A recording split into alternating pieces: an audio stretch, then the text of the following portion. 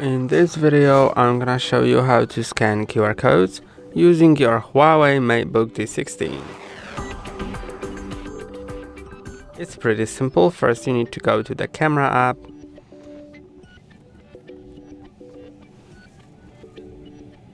So let's open the camera app.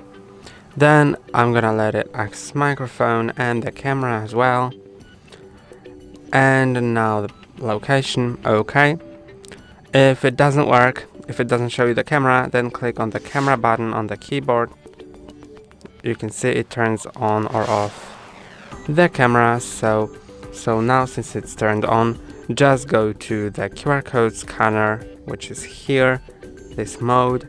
And now you can just position the QR code in front of the camera and it'll show you the link here. So you can click on that and it'll get you to the website from the link. That's all for today. Don't forget to like and subscribe. See you next time.